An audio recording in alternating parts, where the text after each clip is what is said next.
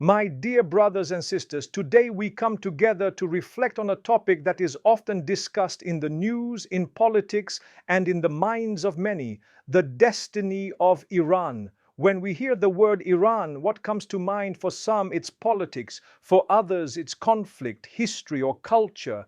But today, I want to take you on a journey not through the lens of the world, but through the lens of the Quran and Sunnah. I want us to explore the divine significance of this land and its people, to understand the truth about Iran as part of Allah's greater plan. Because, my dear brothers and sisters, nothing happens without purpose. Nothing occurs without the wisdom of Allah, the all-knowing, the all-wise.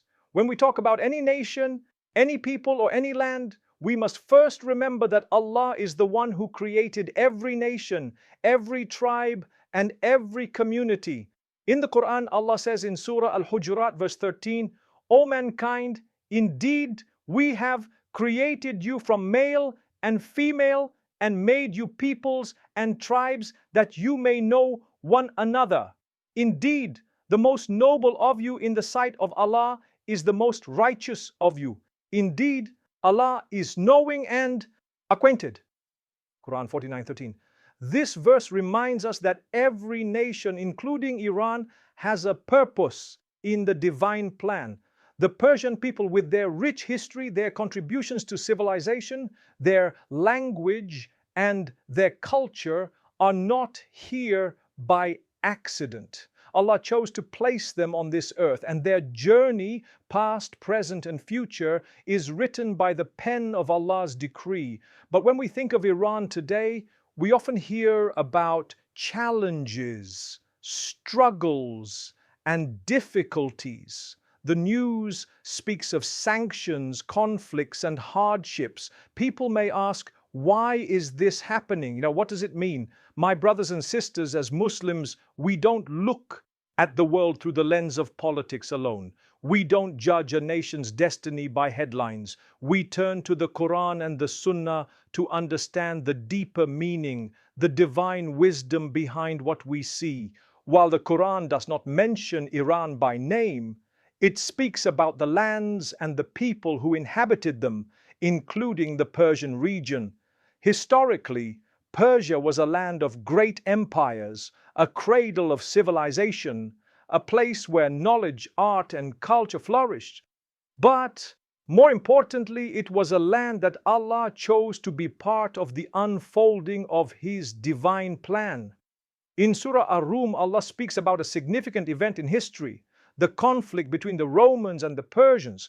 Allah says, "The Romans have been defeated in a nearby land, but they, after their defeat, will overcome within a few years. To Allah belongs the command before and after, and that day the believers will rejoice in the victory of Allah. He gives victory to whom He wills, and He is the exalted in might, the merciful." Al-Quran 32:5. This verse refers to a time when the Persians defeated the Romans, but Allah foretold that the Romans would soon triumph. What's beautiful here is the reminder that Allah is in control of the affairs of nations. The rise and fall of empires, the victories and losses are all part of His plan. The Persian people at that time were central to this divine narrative. Their role in history was not random, it was written by Allah. My dear brothers and sisters, this teaches us something profound. Iran, like any other land, has a destiny tied to Allah's wisdom. The struggles we see today, the challenges faced by its people, are not the end of the story. They are chapters in a book that Allah is writing, a book that will unfold according to His perfect plan. When we see a nation facing difficulties, it's easy to think this must be a punishment. But my brothers and sisters, we must be careful. Allah says in Surah Al-Baqarah, verse 155, "And we will surely test you with something of fear and hunger and a loss of wealth and lives and fruits, but give good tidings to the patient," in Quran 2:155. Hardships are not always a sign of Allah's anger. Sometimes they are a test. Sometimes they are a means of purification, of growth, of preparation for something greater. The people of Iran, like all of us, are being tested. The trials they face, whether economic, social, or political, are opportunities for them to turn to Allah, to seek His forgiveness, to strengthen their faith, and to prepare for a brighter future. Look at the life of the Prophet, peace be upon him. He faced immense trials. He was mocked, boycotted, and driven out of his home. Yet, those trials were not a punishment. They were a preparation for his ultimate victory. The Prophet, peace be upon him, said in a hadith narrated by Muslim, "How wonderful is the affair of the believer, for his affairs are all good." And this applies to no one but the believer. If something good happens to him, he is thankful, and that is good for him. If something bad happens to him, he bears it with patience, and that is good for him. Sahih Muslim. This hadith applies to individuals and nations alike. The challenges faced by Iran today are not the end. They are a test, a stepping stone towards something greater, inshallah. The Quran is filled with stories of communities and nations that face trials only to emerge stronger, wiser, and closer to Allah. Take the story of Prophet Musa, peace be upon him, and the children of Israel. They were oppressed, enslaved, and tested beyond imagination. Yet through those trials, Allah raised them to be a people of faith, a people who carried His message. In Surah Ash-Shar, Allah says, "Indeed with hardship will be ease. Indeed with hardship will be ease." Quran 94 verse 5 to 6. This is a promise from Allah.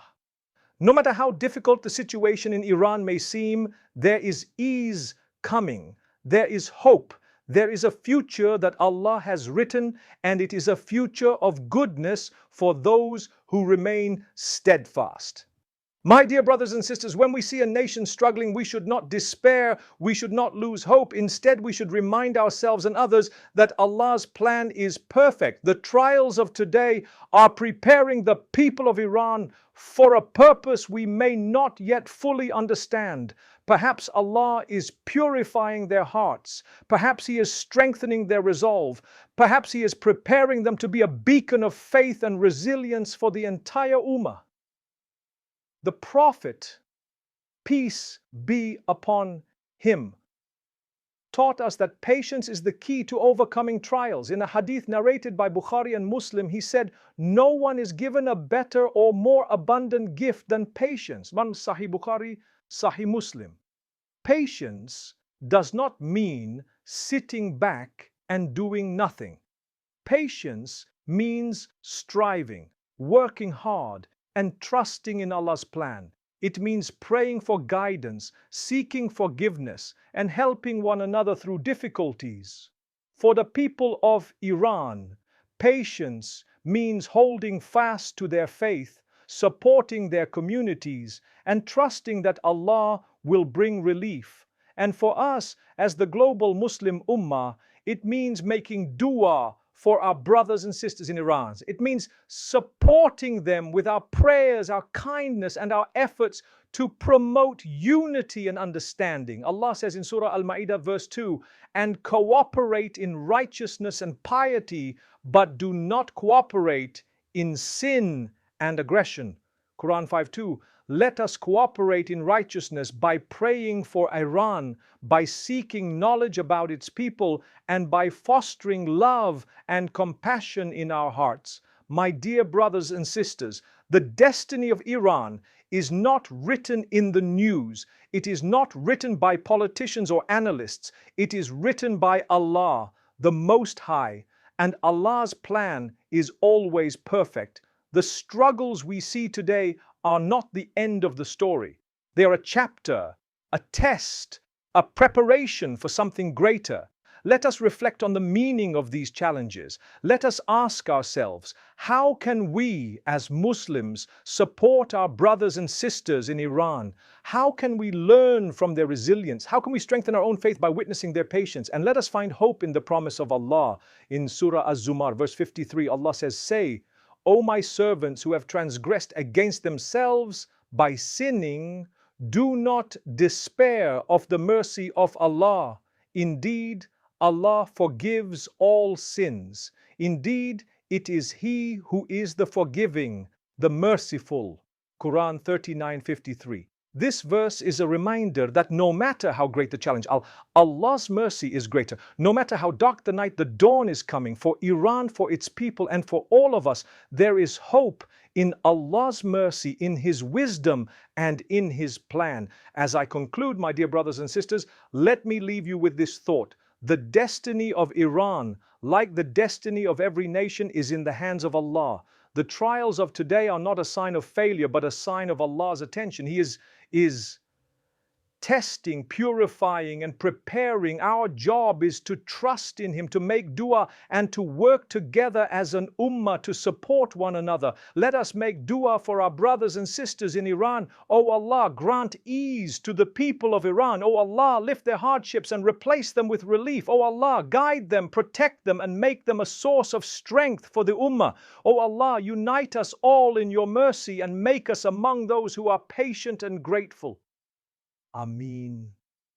May Allah accept our efforts, forgive our shortcomings, and guide us to the straight path. May He make us a means of hope and positivity for one another, and may He grant victory to the ummah wherever we may be.